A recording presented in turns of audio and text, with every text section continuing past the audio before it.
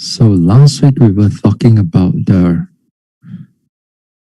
characteristics that they are when the mind is sharp, when the mind is penetrative, then you see the three level of the characteristics.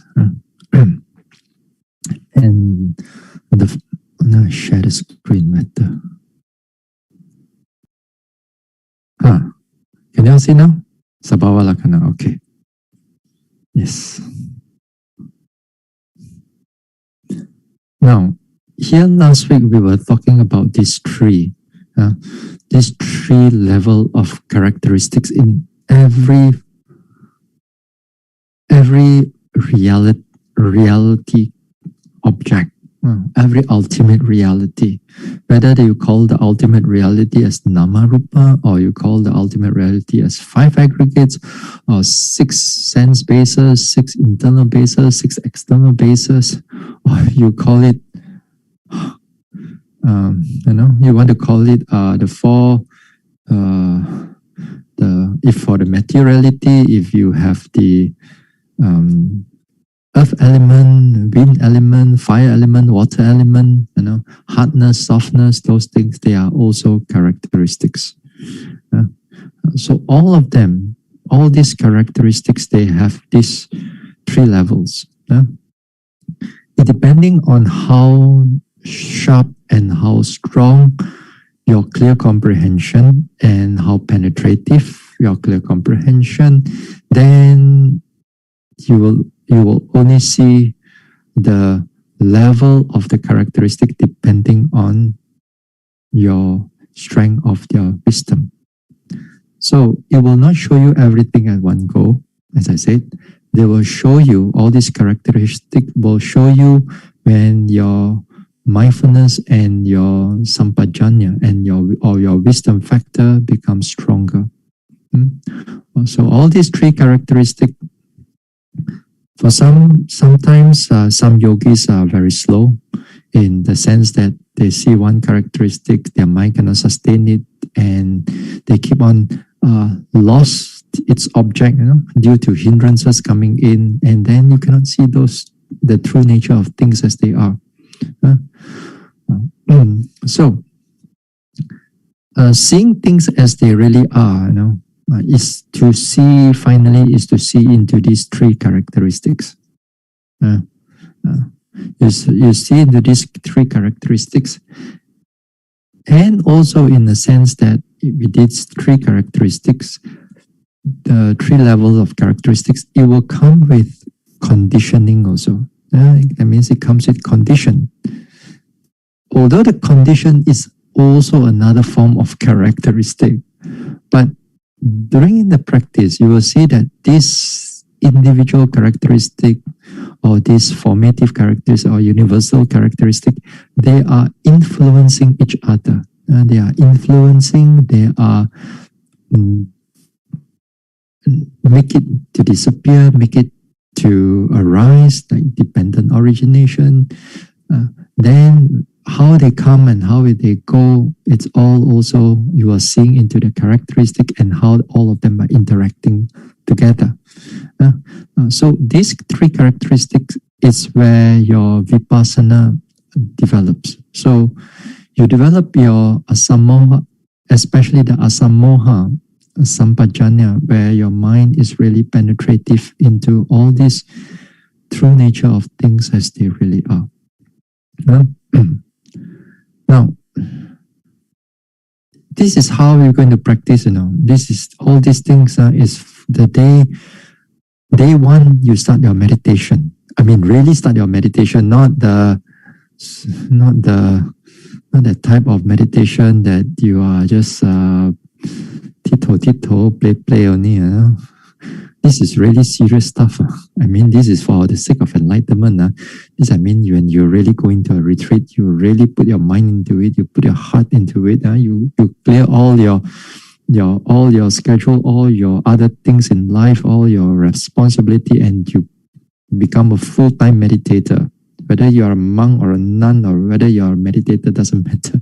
You put your whole time into it, then only these things will appear to you.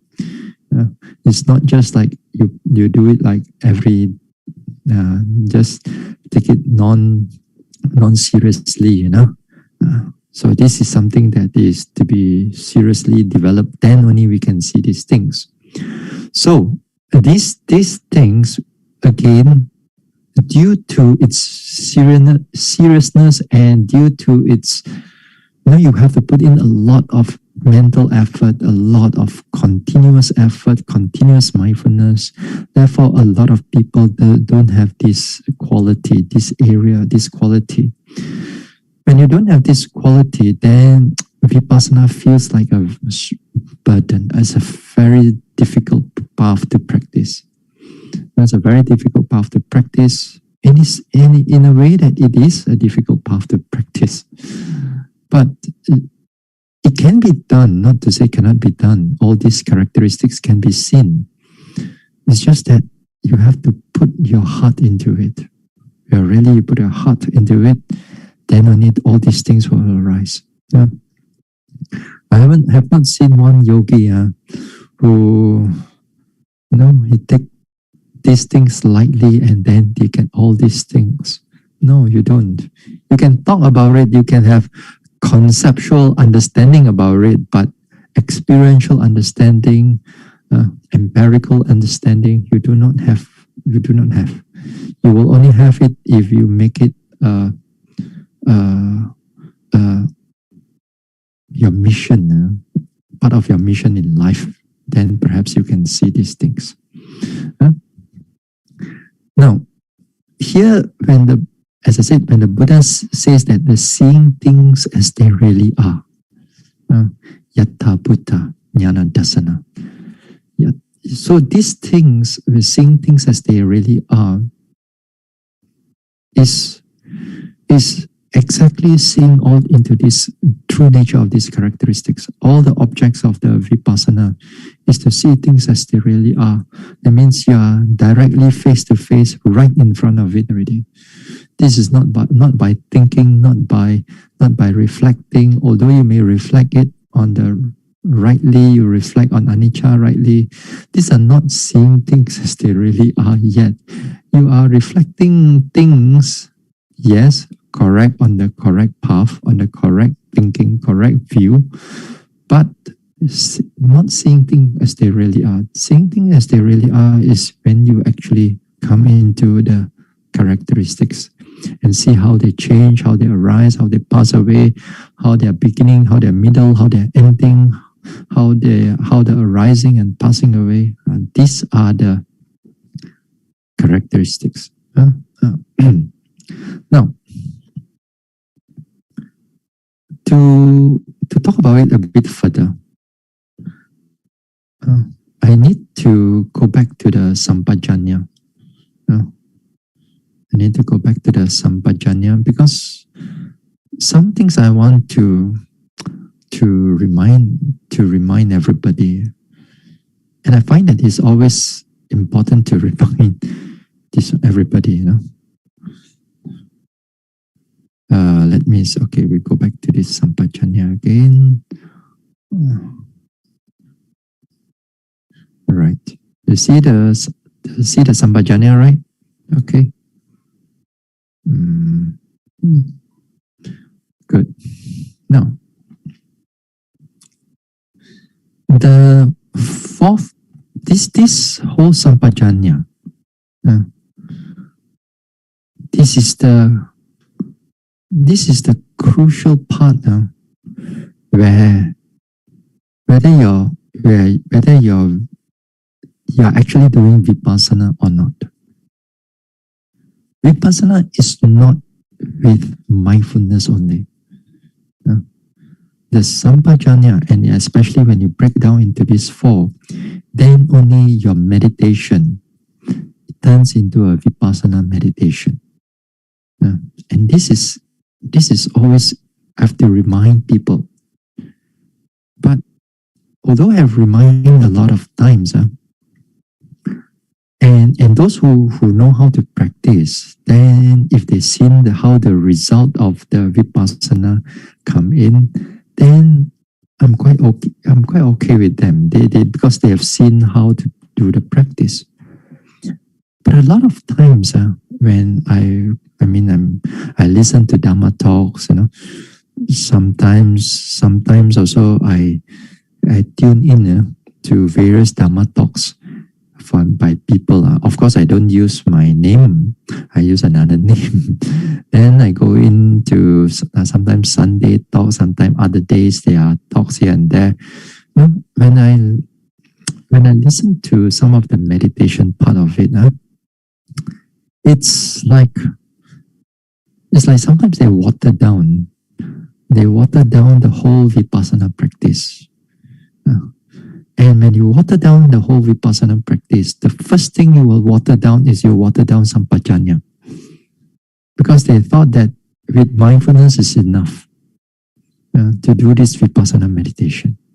No, you cannot do that. So a lot of time people just thought that you just water it down. And to make things simple, to make things easy for the listeners. You make things easy for the listeners and to make things easy for the devotees, because most of the devotees cannot able to understand, oh, Bhante, what you talk is so deep and all that. Cannot understand. So sometimes they want to make things easy, but the making things easy is, there are some talks that I've heard. I say they water down. As I said, when they water down this sampajanya, they disappear. Only they comes in as mindfulness only. To be present, to be aware, to be nice in the present moment. If you're whatever that you are doing, just put your mind there. Even there are so-called vipassana centers around in the world, that when we hear their talks and we hear how they do the guidance, for example, when your pain comes in, and you're supposed to pay attention to the pain, scrutinize the pain, see how the pain is like, pressure, how the pressure is changing, how the pressure arising, how it sustains, how it disappears, how it arises and passes away. All those different characteristics that you're supposed to penetrate, supposed to see them as they really are. But in these certain vipassana centers, they just water it down in a sense that when you note the pain, then it says that just be aware of the pain. No need to do anything. Just be aware of the pain. Just put the mind there and learn to accept. Oh, the pain is here. The pain is here. I'm accepting it. Your mind is still wholesome, not to say it's unwholesome, because you're not thinking of other nonsense and so on. But that is for that present moment only. Then, if you're being guided, if the yogis are being guided in this way, then not only your pain, you will take note of it in this way, you will also take note of all your in-breath, out-breath, or rising, falling, or any form of any object. You will just take note of it on it lightly. Very easy, very calming. And with that also, a lot of people also, they start to de-stress. Then they start to have less anxiety. If you have insomnia, then you have less insomnia. Then you have all those things, all your mental and your physical ailments or mental health problem. Then it begins to balance and begins to get better because of the mindfulness. The nature of the mindfulness, it helps to rebalance the whole mind and body. So this type, you all have to be careful. So this type of meditation, you have to be careful. If you don't come with sampajanya, if you don't really see them as they really are, then you are not doing vipassana. You're not doing vipassana. So you must able to push the mind in order for you to see the characteristic. So that is something that I want to drill it into all of you. Because nowadays, as I said, sometimes the devotees request Bante, can you make this meditation a little bit more simple or not? For us, we're talking about noting this pain, noting that pain, very difficult, Bante. Oh, then for me, I don't budge. I don't like, okay. So let us do more simple meditation. No, I cannot do that. I cannot do that. But I've seen I've seen some lay teachers and I've seen certain monks or certain nuns. They do that for the sake of the devotees.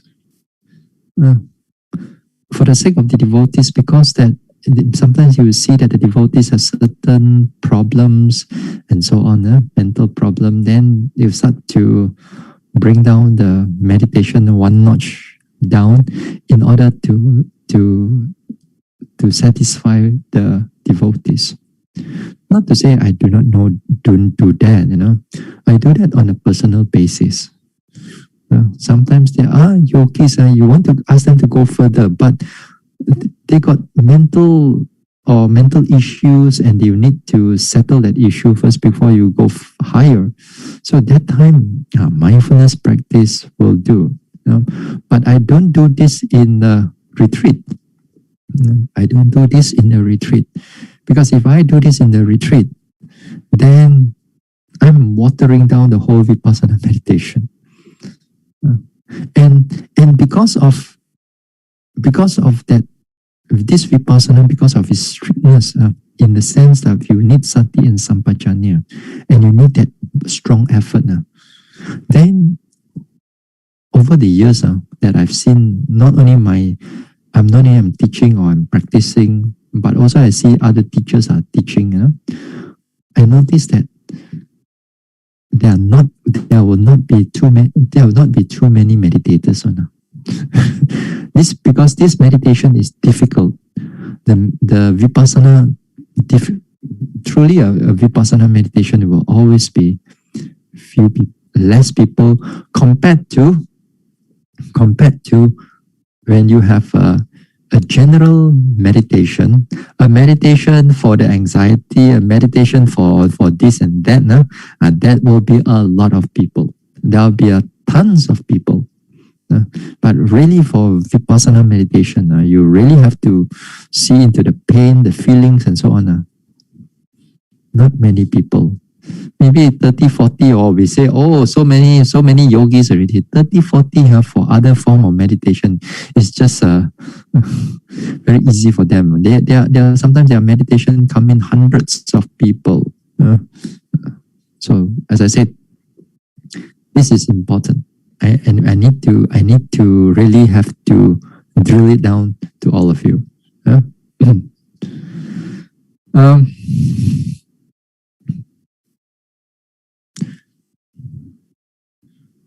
Another thing on this sampajanya is that this sampajanya also, it has to be spread out in different areas. You spread it out into different areas, and especially to bring that sampajanya and sati and sampajanya onto the hindrances. Now, it is part of the whole development of the mind. It's a part of the fourth noble truth to deal with these hindrances. And it cannot be disconnected from this sati and sampajanya.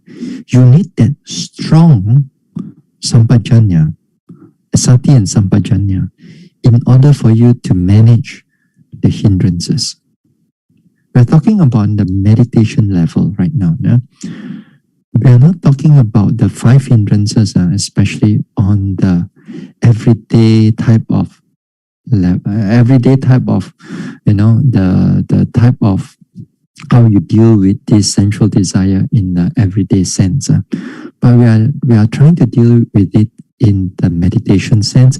And the following 1 or 2 or 3 talks, when we're going to deal on these hindrances, it is I mean, I'm tuning it to the meditation sense. Of course, in a certain sense, I will also take a little bit how we can deal with it on the everyday life, which also in a way it is important, But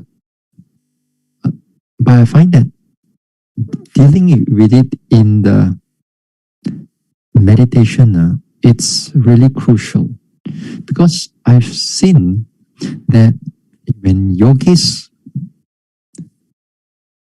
meditate, one of the biggest block for them is the one of the biggest block is the hindrances. It could be due to pain, which is they totally dislike the pain, whereas the pain is the front, the behind is the ill will or the anger towards the pain. So this is one of the problem. Or another one is this restless mind. The mind thinks so much that after a while they cannot meditate. Or a lot of sleepiness. So much sleepiness they truly give up. They don't want to come back into meditation. Then some of these things I've seen it, and I find it that there are many yogis they fall out from this vipassana practice. Now, during in a retreat, while you are doing in the retreat now, if you can bring about the sati and sampajanya to a level that you can able to notice the characteristics, whether it's the individual characteristics or whether into the arising, sustaining, or disappearing, or beginning, middle, and end, and when we begin to see all these formative characteristics more clearer, then during that time, I think 70, maybe 70, 80% of your hindrances is being taken care of already.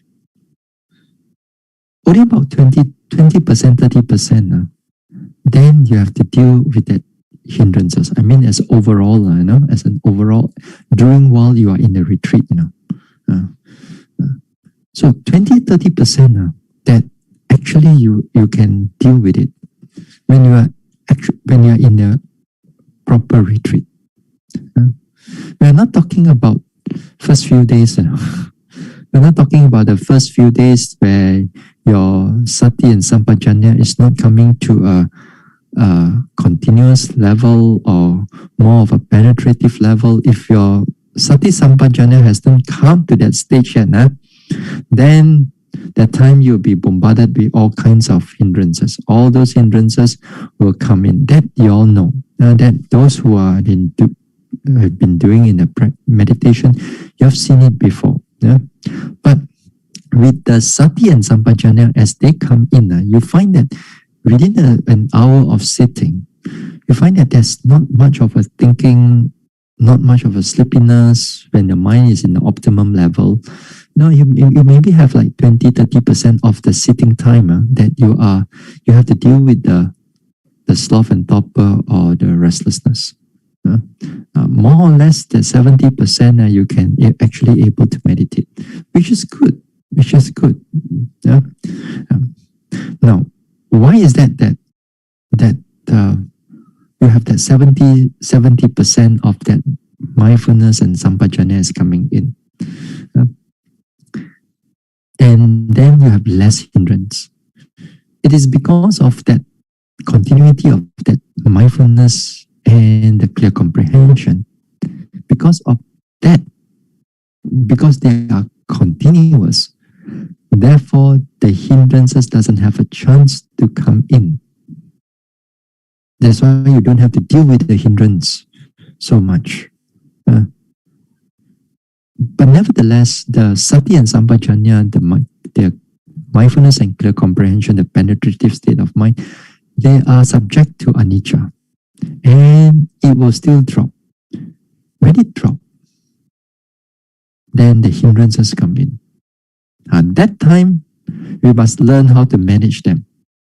And we have to learn to manage them. That time we must have the skills in managing these hindrances. In the beginning, for first few days of meditation, don't try to apply the skills in trying to manage the hindrances. You will fail because your core, your sati and your sampajanya is not powerful. It's not strong. Say first few days, your sloth and torpor come in. You try to go and knot the sloth and torpor. What do you get? Yeah. So you feel if you have a lot of thinking mind, you try to go and knot the thinking mind. What are you going to get? You're going to have more thinking. So the first few days, we don't try to deal with the hindrances. You let the hindrances go first. Don't try to be a hero. In the first few days, is that when these hindrances come in, you try to, you're aware of it. Not to say that you don't aware of it. You're aware of it for a short while. Put the mind aside. Go back to your rising, falling, go back to your sitting, touching, go back to your walking. If the sitting cannot, then come out and do walking, do the steps and do the lifting, pushing, dropping or whatever. Don't try to go and not face to face with it. You go face with it, you will fail. You will fail. So you must know when to deal with it. Only when you deal with it, only when your mindfulness and your clear comprehension becomes stable, then only you deal with it. So a lot of times yogis, they thought that just these hindrances, they have to go fight with it. You don't do like that. You are wasting your time. No, not to say wasting your time, but I think this is not so skillful. You don't have a army of mindfulness to fight with it. Whereas the enemy, it's very strong. The hindrances are very strong. So you cannot deal with them. So only you will deal with it after a number of days, after 4 or 5 days when your mindfulness and everything picks up. Then when everything picks up, then when the hindrances comes in, you begin to see its individual characteristic also. You will also begin to see how these hindrances, how they begin, how they sustain, and how they disappear. Also, depending on your level, you may see the hindrances arising and passing away. And because these hindrances, it's also part of the mind. So it is important for us to understand them. Now, many times in the past talks I have mentioned, yogis must have three skills when you want to do vipassana meditation. The first skill is that you must know how to develop your mindfulness and your clear comprehension. That means that you must know how to do your walking, how to do the sitting, how to do your daily activities precisely, clearly, and continuously. This is the first thing that you have to repeat it again and again and again and again. And as you repeat it, these things again and again, you become very skillful at it. This is one thing that you really have to develop. Now, the second thing that you have to develop in your practice is the skill of overcoming the hindrances. Overcoming the hindrances, you cannot do it with any way that you like. You have to do it with the way of satipatthana, or the wholesome way, or the wholesome, skillful way, not the unskillful or unwholesome way. If you do it with wrong way of doing it, that means let's say for example, if the sleepiness is there, then you don't like the sleepiness. How come the sleepiness is keep on coming, attacking me and all the time? Then because of you don't like it, you want to suppress that sleepiness and the drowsiness away. Then this is what I call unskillful, because behind it, you are using anger, you are using aversion to try to overcome another defilement, another sloth, another hindrance. Then unwholesome, something unwholesome, you want to overcome something, another aspect, another object which is unwholesome. Then you will fail. Every time you will fail. So you have to use a wholesome mental state to overcome an unwholesome mental state. Then that will be skillful. And because we are doing into the vipassana, then we bring in the sati and the sampajanya to overcome these hindrances, because this too is a wholesome mental state. So you must know how to be skillful in bringing that. And because we want to use this sati and sampajanya, in order for us to overcome it also, at the same time, you see the individual characteristic of the object. And also at the same time, because you are seeing it as they really are, then your sati and sampajanya also increase. And because it's a feedback loop, as I said last week. Yeah.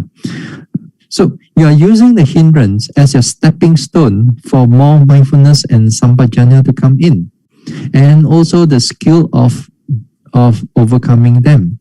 And with the skill of overcoming that, and if you know how to do that, then it gives you that faith, it gives you that confidence that next time if you encounter again with these hindrances, then when you have those skills of overcoming them, then you find that your vipassana is more expanded. You are not afraid of this thing come in or that thing come in. Yeah? Your mind is so much more stable that you, because of your previous skills that you have, then you can apply it to overcome it.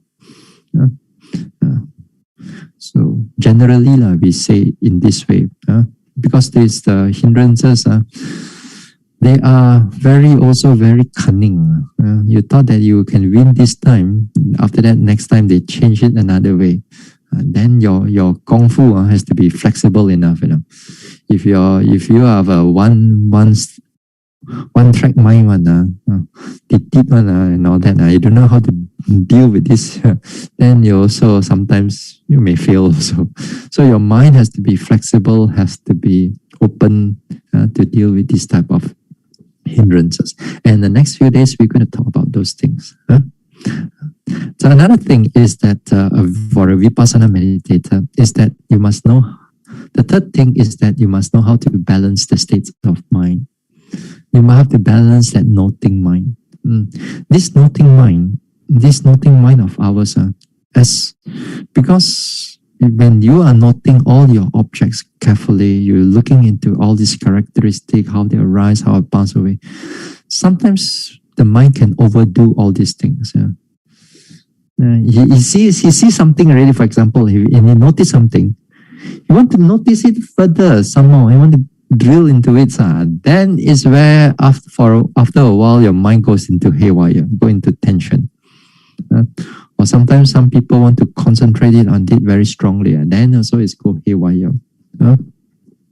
If sometimes the conviction becomes listen to something, and then your wisdom is not sharp enough, then you become overconfident. When you become overconfident, also it also becomes too much effort also behind it, because the mind becomes very, very energetic. That also another problem. So the most important thing is that you must know how to come back to mindfulness. How to come back when you have more mindfulness, the mind is always will be in balance. You have lacking of mindfulness. Not to say you are lacking of mindfulness, but sometimes there are another mental factor become more. But you must know how to bring it down so that the mind become optimized again. So usually if usually if you cannot bring this, sometimes you just bring up the mindfulness again. Once you have mindfulness, then everything is good. So so that is another skill to finally to fine tune the mind in order for you to really keeping that noting mind continuous as long as it can. As long as it can. That is also another skill. Maybe we're going to talk about that also. After hindrances, perhaps. So we come back here to these hindrances. Now, in these hindrances, these 5 hindrances, normally when we talk about the sutta, we have 5 hindrances. We talk about abhidhamma. Sometimes the plus another one, which is the number 6, is the wrong view. Ditthi, miccha ditthi, wrong view. So, but usually we talk about 5 will do. We talk about 5 will do. Because if you deal with the 5, then you can deal with a lot of things during the vipassana meditation already. One of the big area that you can deal with it already, because it's a skill on their own. So what 5? We have sensual desire, we have ill will, we have sloth and torpor, we have restlessness and remorse as number 4, and number 5 is the skeptical doubt. Now, learning about these 5 hindrances, we need to go back to the Satipatthana Sutta. And in the Satipatthana Sutta, in the chapter of Dhammanupassana, in the section of Dhammanupassana, it is where the fourth Satipatthana, the Dhammanupassana, where and there is the first category of the Dhammanupassana is dealing with the 5 hindrances. So let us look into it. Okay, let's look into it. Okay.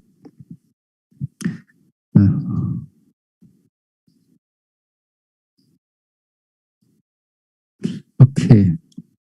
Can you see the 5 Dhammanupassana Satipatthana? All right now. Okay. This is the first part of the Satipatthana Sutta. The first part of the Dhammanupassana Satipatthana, which we find it in the Satipatthana Sutta. Now, here, one of the things is that in this sutta is that it shows you how to pay attention. It shows you that it shows you that the hindrances needs to be take note. You have to pay attention to the hindrances when they becomes prominent to you. That means become clear to you. Now, in this one, you will see that, take for example, sensual desire, all right? Take for example, the sensual desire. There is sensual desire in me. That means you are seeing the sensual desire as they really are. That means when the sensual desire arises, you take note of it as sensual desire, or desire. That means you begin to see into its characteristic of the sensual desire. There is no sensual desire in me especially when you're practicing, while you're practicing, normally we don't think about whether when the mind is in the optimum, when you're noticing arising, falling, changing, and all that, normally we don't think about there's no sensual desire in me. Normally, we just let the mind flow and the noting just flow. There's no sensual desire in me. Usually, what we see is that before that you have sensual desire. Before that, you notice the sensual desire. Then after that, you do something about it. You skillfully apply you skillfully apply your mindfulness or your sampajanya into it. Then sensual desire disappear, or there's no sensual desire at that present moment. So at that time, you will see a contrast between before that there was a sensual desire, and after that there was no sensual desire. And when you have those things, you find that when the contrast is there, then you find that how freeing the mind when it's have no sensual desire. Yeah? That also you take note. It become obvious. It become obvious. It become quite prominent during that time, when there's no sensual desire. But because of the wholesome mind is taking over the sensual desire, and you see, and it becomes prominent that time. So this time it become prominent. So when you have seeing a contrast of when there's sensual desire and there's no sensual desire. So this is one thing. One thing, two thing. He also understands how there comes to be the arising of unarisen sensual desire. So this is the third thing. The third thing here, he begins to see the condition.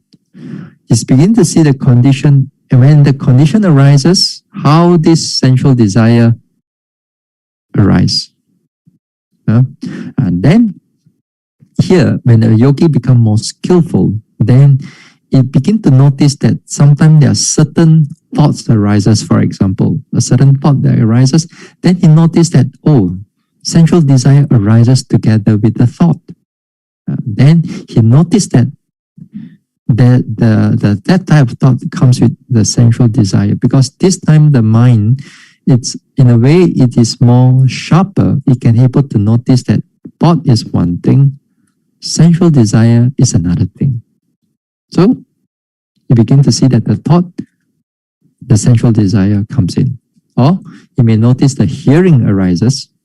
Hearing arises maybe because of the sound is coming in. Then pop, the sensual desire arise. The liking arise, the wanting arise, the desiring arise. This is how it meant. You begin to see its condition. And you also understand, the fourth one is also you understand how there comes to be the abandoning of the arisen sensual desire. The fourth one. I've got a fifth one also. So the fourth one here is that you apply certain skill. That's you're applying, let's say you are noticing the sensual desire. Then you note the sensual desire, noting. Then you see that slowly the sensual desire disappearing, getting weaker, and then you see that how it's being abandoned, or how the desire disappearing. Or you do another way of the mind, you change the mind in a certain sense, then you see that how the sensual desire also disappearing. Take for example, the fifth one, how there comes to be a future of non-arising of the abandoned sensual desire. Here, when you notice that when you have that sensual desire early on, then after that it disappear. Then after that you continue on. You continue on with your practice and so on. Then you notice that when your mind is strong, then you see that this sensual desire doesn't come in. If it future for the non-arising of the abandoned sensual desire. This is not enlightenment yet, this one. This one not enlightenment yet. Of course, you can discuss it to be enlightened when then only you talk about anagami only here. But here it means that when your mind is clear, when your mind is continuous, the sensual desire doesn't come in. That also when we talk about the spiritual faculties and spiritual powers, the pancha indriya or pachindriya or pancha bala, then we also begin to look into this sensual desire because there are, you will see that how when a certain state of mind is there, those sensual desire cannot penetrate, cannot come in into the mind stream. So you will see that how that in the future, when the mind is strong, this sensual desire also will not able to come in. So here in the ill will also the same thing. The sloth and torpor the same thing. Restless mind and remorse also the same thing. Doubt, the skeptical doubt also the same thing. Yeah, all this when it's here, triple dot mana is being repeated the paragraph above. So it's actually quite a long paragraph here. Yeah? So in the vipassana meditation, when we deal with these hindrances, or the subject is hindrances, or subject is sensual desires, for example, you will use one of these ways, one of these 5 ways to truly understand this sensual desire. So we do not try to push the sensual desire away, but we use a certain wholesome way in order for them to, we change the condition, then the sensual desire or the hindrances starts to taper off or starts to disappear. That is how, when doing in the vipassana, we are supposed to do. Okay. Now, when you come to this when you come to this Dhammanupassana Satipatthana, it's a bit difficult to translate the word Dhammanupassana because you see that the translator Bhikkhu, I'm taking from the Bhikkhu Bodhi, and how bhikkhus does a bhikkhu abide contemplating mind objects as mind objects. And the one in the paragraph, the Dhammas, is what I put inside. If we translate that in the Dhamma as in the English word Dhamma also. Now, the Dhammanupassana, the mind object here is not a very good translation, because later part, when we deal with the 5 aggregates, you're dealing with the body too. You're dealing with materiality. So it's a combination of this mind and body. It's combination of mind and body. Dhammanupassana, if you want to explain Dhammanupassana in a nutshell, and when people ask you, what is this contemplation of Dhammanupassana? How do I practice Dhammanupassana? When you want to practice Dhammanupassana, it is seeing into the condition itself. How a condition gives rise to something, or how the condition gives rise or make something disappear.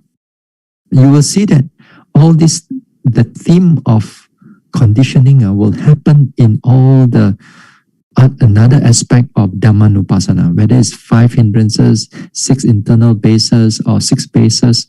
Then all this, you will see that how one thing is conditioned the other thing. Even when it comes in the Four Noble Truths, you will see that what is conditioning what also. Like what we are talking right now here in the Four Noble Truths. So you will see that the theme here in the Dhammanupassana is looking into the conditioning of this mind and matter, right? Conditioning of mind and matter. Whereas the first 3 Satipatthana, you don't see them as conditioning. You see them as, for example, if Kayanupassana, you see them as just the body materiality or the bodily components only.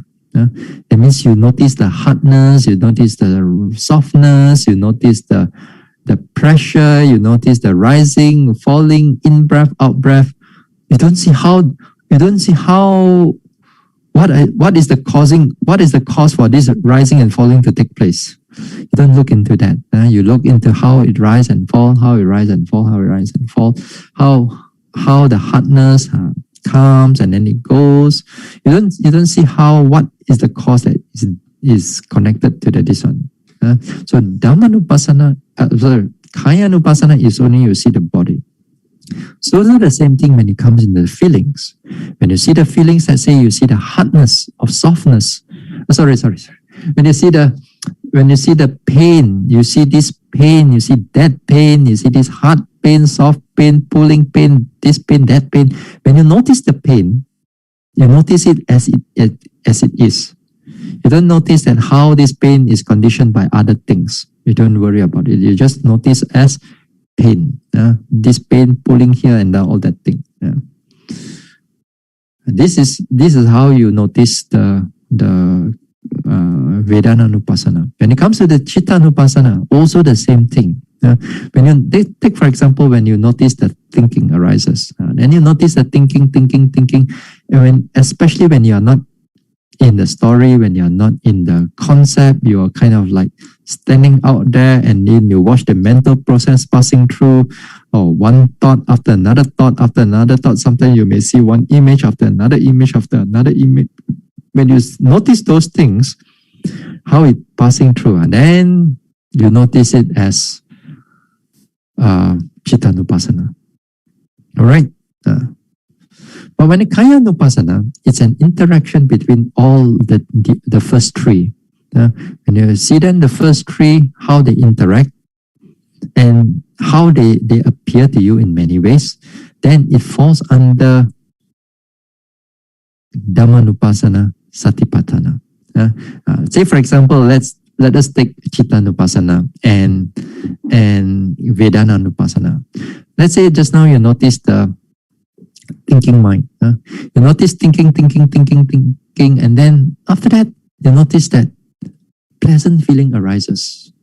Pleasant feeling arises due to that thinking mind. Then thinking, pleasant. Then you notice that, sensual desire arises, sensual desire. Then you notice a stream of, from thinking, it goes into your feelings, it goes into your sensual desire. And then if you notice in this way, then you notice as Dhammanupassana. You notice those things as Dhammanupassana. So if you notice it as just thinking, then it becomes Chittanupassana. If you just notice as pleasant feelings, then it's also become Vedananupassana. If you just notice the sensual desire, if you notice just only the sensual desire without looking into the pleasant feeling, then it becomes Chittanupassana. It's not coming as a Dhammanupassana yet. Only when your subject is sensual desire, then you see what happened before that, then how it connect with the sensual desire, then it becomes Dhammanupassana Satipatthana. Can you understand or not? Is it? Hopefully you all can understand. I make it as simple as possible already. As easy as possible already. Okay? Of course, read the here with the caveat is that you all must understand a little bit on the Satipatthana Sutta. So many times the monks have talked about it, the teachers have talked about it, at least hopefully you all understand. This is, so when we talk about it, then Kayanupassana, Vedananupassana, all these things, hopefully you all can understand. Okay, so now again, in a nutshell again, Dhammanupassana is looking into the conditioning of this mind and body. It can be mind and mind also, or body influence the mind, mind can influence the body, how they influence each other. So they will fall into Dhammanupassana Satipatthana. This is how it's been written down by the Buddha. I mean, it's being written down in the Satipatthana Sutta. So here it is important that we first of all, must recognize the hindrance or any hindrance that arises at that present moment of time. So you will go into these five hindrances, and the first hindrance we're going to talk about is the sensual desire. We're going to talk about sensual desire, and the first thing is that as a meditator, we must able to capture the characteristic of a sensual desire.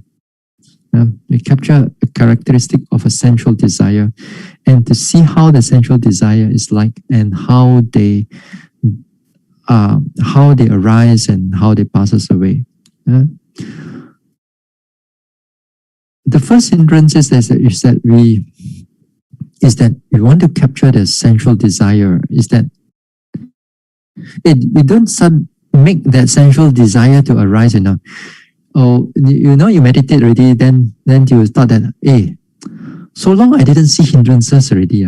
Let me go and look into the hindrances. Let me go and arouse some sensual desire so that I can able to know. Hey, you don't do that, It will come and look for you, don't worry. It will come to look for you. You don't go and cari pasal. You don't go and make it come or whatever. It will come to you. It doesn't come, well and good. Yeah? So if they come, your job is to see them as they really are. See them how what is the conditioning is like, and also finally is to abandon them. Finally is also to abandon them, to make them disappear. The only thing in all the Satipatthana practice,